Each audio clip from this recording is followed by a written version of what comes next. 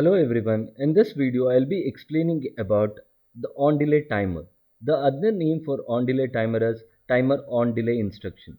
So here in this particular video we'll be explaining about how to do the programming using on delay timer. So what exactly you mean by the on delay timer?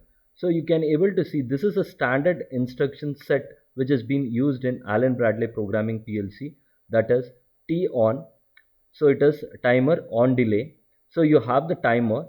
So the timer is nothing but we'll be specifying the address, especially when we are doing with Allen Bradley programming. We'll be using the addressing mode as T4:0.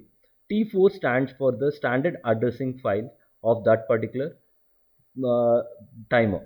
So timer base is nothing but it is a time interval between one particular cycle to the next cycle, and the preset value till what time you need to make sure your timer should be running. The accumulator value is nothing but which will be acting as a register. Initially the accumulator value will always starts from 0 and starts counting from 0 to the till the preset value. So during this particular process of cycle, the enable bit will be energized. So when the enable bit will be energized, when your input is energized, your timer starts running and the accumulator value starts counting from 0 to the preset value. So once the accumulator value and the preset value becomes equal, then the done bit get energized. So the task of the timer has been completed. So you can able to see here in the program, we have a small program. So just imagine there is an output device which has been connected at this particular point, that is output 0013. That is here at this particular stage we have a device which has been connected. So this is a standard instruction here. So input is a switch. When the switches gets energized here, the starting point, so the timer on delay starts running. So the timer starts running. So you can able to see here the accumulator value is 0 and the preset value is 180. So during when the timer gets energized, the enable bit will be energized.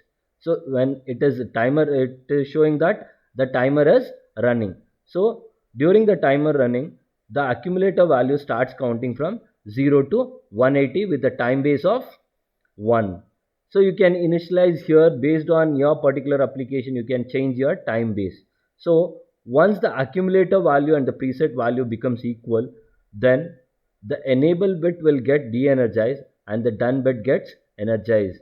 The done bit gets energized. Once the done bit is done, so the time what you're waiting to turn on this particular device has been completed. So you're taking the input of the done bit and giving to the output. So the done bit will get energized only when the output, the timer completes its task. So once the timer completes its task, the timer goes to the off state and gives the values to the done bit and makes your output device to get turned on. So we'll start doing with the programming. We need to follow, we need to come back to the RS links, ensure that the emulator is running on the back end. Once this is done, open with the RS emulate 500. So here also the program, what no program should be loaded. So we'll start with the new program here. So the file new,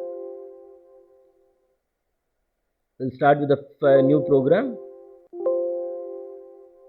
So it is asking for, so here we'll try to bring. So what are the things we require? We require one input device, we require a timer on, and we require an output device, and we require one more switch for when the done bit gets energized. So here what is happening, I'll try to take the input here. So one input switch and we have the timer. You can able to see here on this particular tab, you have timer and counter. So in timer and counter we need to select with T on. T on is the timer. So you can able to see here. So T on has get initialized here. So in the next line, once again, we require one input switch to ensure that the done bit is energized, then the output device. So here you can able to say, give the address as I colon 0/0. So this will be your start switch. This is your start switch. So press OK. Then try to give the address of the timer. So T4:0. So this is the only timer we are using. So we'll start directly from 0. If you are using one more timer in the program, we need to go with 1, 2, 3. We can keep on increasing. So then this is what type of timer it is timer on. This is timer on. So what is the time base we require? We'll keep it as 1 and we'll keep it as accumulator value as 0 and the preset value as 10. So then we need to give what we need to give it here. The done bit, the output of the done bit should be taken as a input. So which done bit? It is T4 colon 0 slash, because why T4 colon 0? It is the timer 4 colon 0. That is the only timer we are using, and the bit of this is done bit. I am taking here and saying this is the done bit. This is my done bit. So in the next output stage, we need to use output 0 slash 0. So it can be given as motor or fan. Since we are doing with a simulation, we'll try to take any, like what is my condition here. So when I press the start switch makes your timer to run.